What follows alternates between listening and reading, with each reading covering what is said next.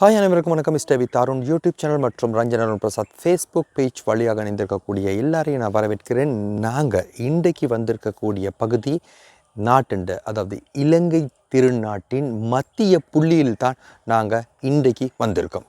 இப்போ நான் இருக்க இடம் வந்து நாட்டுண்ட மத்திய புள்ளி, அதாவது வடக்கு கிழக்கு தெற்கு மேற்கு அப்படின்ற இந்த திசைகளுக்குள்ள இருக்கக்கூடிய சரியான மத்திய புள்ளி தான் இந்த இடம். இது வந்து மாத்தளை மாவட்டத்துக்கு சொந்தமான நாவுலை போலீஸ் பிரிவுக்கு உட்பட்ட பகுதியில் தான் இது இருக்குது. நாளக கெடிகே அப்படின்ற ஒரு பழமை வாய்ந்த தொல்பொருள் பெருமதி மிக்க ஒரு புனித தலம் ஒன்று இந்த இடத்துல இருக்குது. இந்த பகுதி தான் இப்போது நாட்டுண்ட மத்திய புள்ளியாக கருதப்படக்கூடிய இடம். இந்த இடத்துல வந்து அது அதிகாரப்பூர்வமான தகவல் பெயர் பலகைகள் எல்லாம் வைக்கப்பட்டிருக்கு.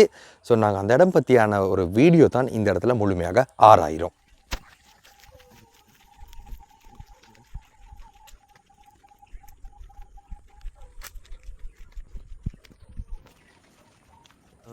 இப்போ நாங்கள் வந்திருக்க பகுதி வந்து நாலந்த கெடிகே அப்படின்ற ஒரு புராதன தொல்பொருள் பெருமதி மிக்க ஒரு இடம் தான். அதையும் தாண்டி இந்த இடத்துண்ட முக்கியத்துவம் என்னன்னு சொல்லி சொன்னோம்னா, நாட்டுண்ட மத்திய பகுதி, அதாவது இலங்கையில் வடக்கு கிழக்கு தெற்கு மேற்குன்னு சொல்லி நாங்கள் 4 புறங்களை கேள்விப்பட்டிருக்கோம். இந்த 4 புறங்களுக்கும் மத்திய புள்ளியாக காணப்படக்கூடிய இடம் தான் இந்த நாலந்த கெடிகேன்ற இடம். இது வந்து மாத்தளை மாவட்டத்துக்கு சொந்தமான ஒரு பகுதிக்குள்ளே இருக்குது. அதாவது மாத்தளை மாவட்டத்தின் மாத்தளை நகர்லேருந்து யாழ்ப்பாணம் வீதியாக தம்புள்ளை வீதியாக செல்லும் போது நாவல போலீஸ் வசத்துக்கு உட்பட்ட பகுதியில் இருந்து இடது பக்கம் வலது பக்கமாக, நாங்கள் மாத்தளை இருந்தால் வலது பக்கமாக 1.5 கிலோமீட்டர் தூரத்தில் இது அமைந்திருக்கின்றது நாலந்த கெடிகே.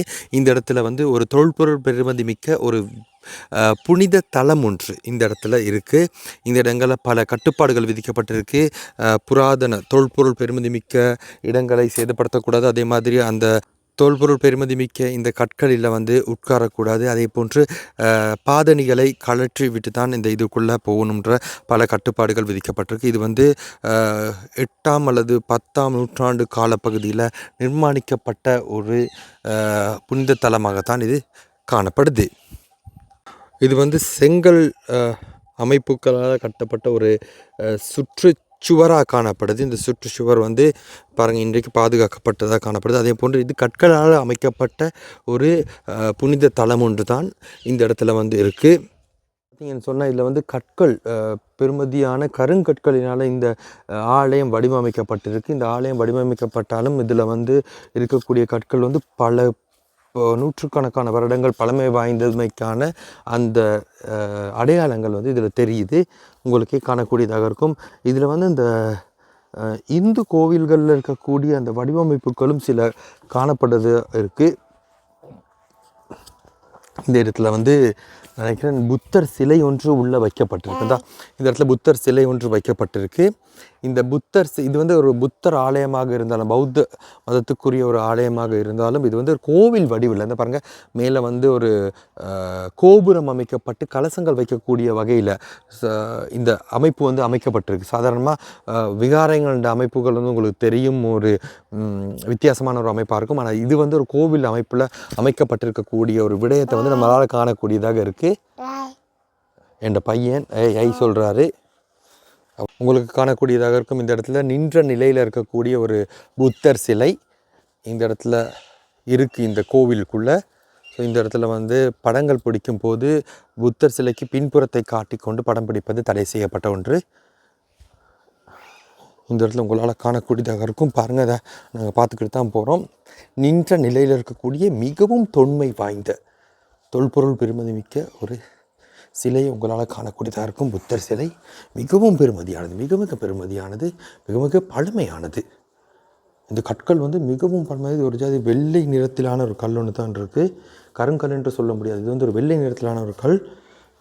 அதே நேரத்தில் வந்து பிள்ளையார் சிலை ஒன்று இந்த இடத்துல இருக்குது.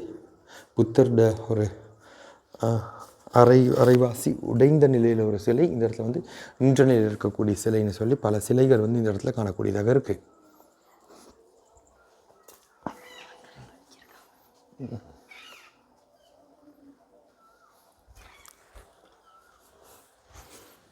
இந்த இடத்துலையும் ஒரு சிலை ஒன்று காணப்படுது. என்ன சிலைன்னு தான் இதில் போட்டு இல்லை, தெரிய மாட்டேங்குது.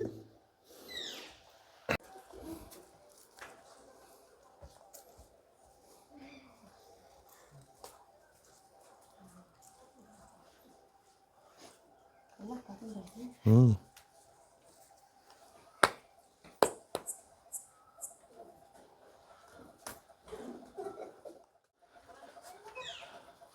இது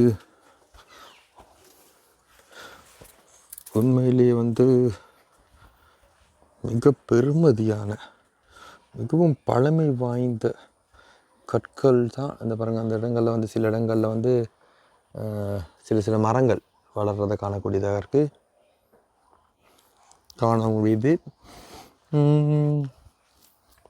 இது ஒரு இது என்னை பொறுத்தவரையில் எனக்கு தெரிஞ்ச அளவில் எனக்கு தெரியாது சரியா, எனக்கு தெரிஞ்ச அளவில் இது ஒரு கோவிலாக இருந்திருக்கு, அங்கால தான் விகாரை இருந்திருக்கு.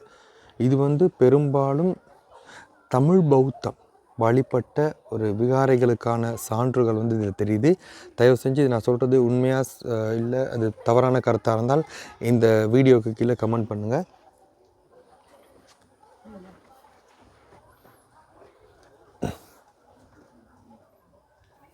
இந்த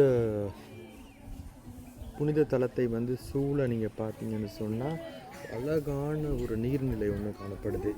இது வந்து ஒரு பெரிய குளமாக தான் இருக்குது. இந்த குளத்தில் வந்து பெரிய அளவில் இந்த புனித தலத்தை சுற்றி ஒரு பெரிய நீர்நிலை ஒன்று இருக்குது. இது வந்து மிகவும் ஒரு அழகான ஒரு குளிர்மையான ஒரு காலநிலை இந்த இடத்துல வந்து உணரக்கூடியதாக இருக்குது. ஒரு பெரிய ஒரு அரச மரம், அப்படியே அந்த நீர்நிலை, இப்படிப்பட்ட ஒரு இடத்துல ஒரு அமைதியான ஒரு சூழல் காணப்படுது. நாங்கள் வந்தது வந்து ஒரு மாலை வேலை. இப்போ நேரம் வந்து ஒரு 5 மணி. இந்த 5 மணியான நேரத்தில் வந்து பாருங்கள் இருக்கக்கூடிய ஒரு அந்த மாற்றம் வந்து எப்படி தெரியுது. சூழ வந்து குரங்குகளும் இருக்குது. இந்த இடத்த சூழ வந்து குரங்குகளும் இருக்குது. இந்த குரங்குகள் வந்து பாருங்கள் எப்படி விளையாண்டு கொண்டிருக்குன்னு சொல்லி. இங்கே மட்டும்தான் நிறைய இடங்கள்ல அந்த குரங்குகள் இருக்குது. ஸோ பாருங்கள் எப்படி விளையாண்டுக்கிட்டு இருக்கு. பாருங்க பிரகல்யா, நகை பாருங்க பிரகல்யா, குரங்கு. இது வந்து ஒரு பௌத்த விகாரையை ஒத்ததான ஒரு கட்டிட வடிவமைப்பாக இருக்குது. அதே நேரத்தில் அதன் வலதுபுறமாக இருக்கக்கூடிய இந்த கட்டிடம் வந்து ஒரு சைவ ஆலயத்தை ஒத்ததான ஒரு வடிவமைப்பில் காணப்படுது. நீங்கள் பார்த்தீங்கன்னா கோபுரங்களில் பாருங்கள் அந்த கலசங்கள் வைக்கக்கூடிய வகையில் அமைக்கப்பட்ட ஒரு காட்சி தான் எங்களால் காணக்கூடியதாக இருக்குது. இது வந்து முழுக்க ஒரு சைவ ஆலயத்தின் வடிவமைப்பில் காணப்படுது. ஆனால் மட்டும் எங்களுக்கு தெரியாது இது என்ன ஆலயம்னு சொல்லி. ஆனால் உள்ளே வச்சுருக்கிறது வந்து ஒரு புத்தர் சிலை. ஆனால் இந்த இடத்துல இருக்கக்கூடிய இந்த வடிவமைப்புகளை பார்த்தால் இந்த இடத்துல வந்து தமிழ் பௌத்தம் இருந்ததுக்கான சான்றுகள் தென்படுது. இந்த விஷயம் எனக்கு உறுதியாக தெரியாது. தெரிஞ்சவங்க யாராவது இது சம்மந்தமான கருத்துக்கள் இருந்தால் கமெண்ட்டில் சொல்லுங்கள். இதில் வந்து எனக்கு தெரிஞ்ச அளவில் அதுதான் இந்த இடத்துல இருக்கக்கூடிய விஷயம்.